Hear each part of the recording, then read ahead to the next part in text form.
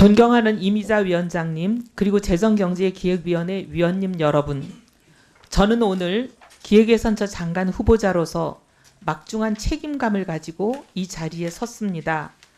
먼저 청문회를 준비하시느라 애써주신 위원장님과 위원님 여러분께 깊은 감사의 말씀을 드립니다. 기획예산처 장관 후보자에 지명된 이후 저의 부족함에 대한 여러 지적이 있었습니다. 먼저 존경하는 국민들께 심려를 끼쳐 송구합니다.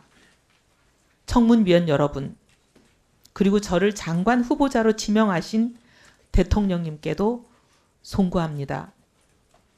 우선 저의 성숙지 못한 언행으로 인해 상처받은 모든 분들께 진심으로 사과드립니다.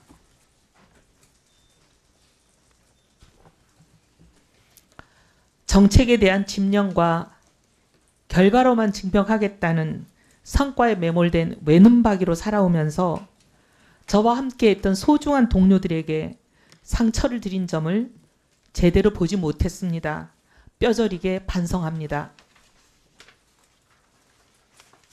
또한 내란에 동조했다는 비판을 피하기 어려운 잘못된 판단의 자리에 서 있었음을 다시 한번 사과드립니다. 어떠한 변명도 하지 않겠습니다. 책임은 오롯이 저에게 있습니다. 잘못을 즉시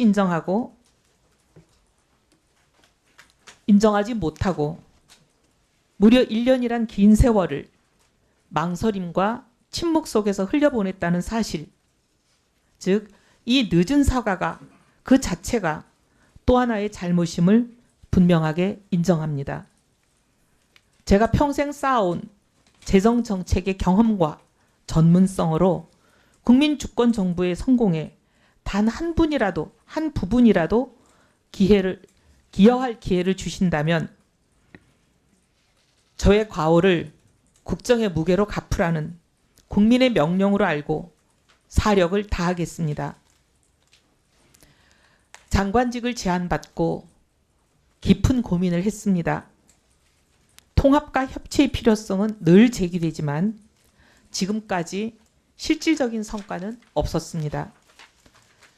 과거 여당이 소수당일 때는 통합의 손길이 세불리기로 오해받기도 했고 강력한 힘으로 뒷받침되지 못해 실질적인 성과를 내지 못했습니다.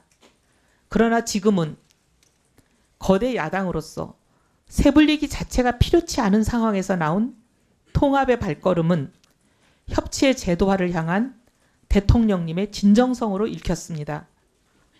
진영 정치에 발목 잡혀 한 걸음도 앞으로 나가지 못하는 지금의 대한민국에 새로운 길을 여는 일에는 돌을 맞더라도 동참하겠다는 심정으로 이 자리에 서게 되었습니다. 국정은 진영의 것이 아니라 오직 국민의 것이어야 한다고 믿기 때문입니다. 그동안 소신을 접은 변절이라는 공격도 받았습니다.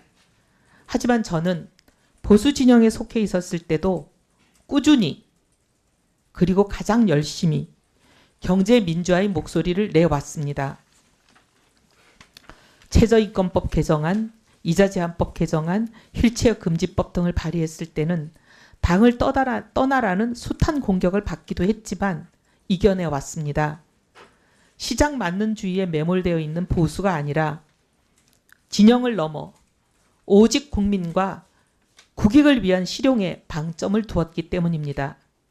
국민 주권 정보의 국정 운영에 다른 시각을 조화롭게 접목할 수 있는 접점이 많은 사람이라고 믿습니다.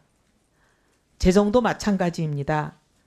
4분기 연속 0%대 성장을 기록하다가 겨우 경기 회복세의 기로에 선 이 시점에 잠재 성장률을 반등시키고 양극화와 K자형 회복을 완화하기 위해서는 재정의 적극적인 역할이 필요하기에 재정의 생산성과 재정의 지속 가능성에 대한 주의와 관심 또한 그 어느 때보다 중요합니다.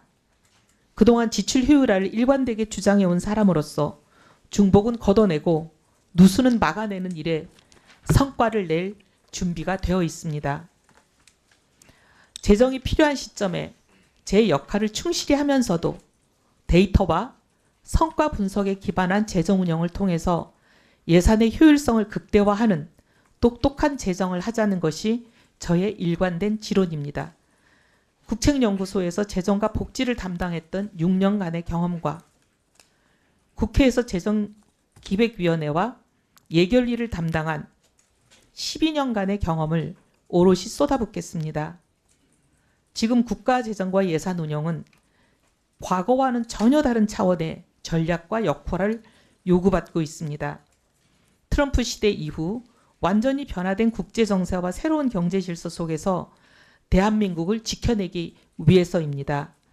대한민국 경제는 단기적으로는 고환율과 높은 체감 물가라는 이중고를 안고 있고 중장기적으로는 회색 코뿔소라고 불리는 5대 위기 요인에 직면해 있습니다.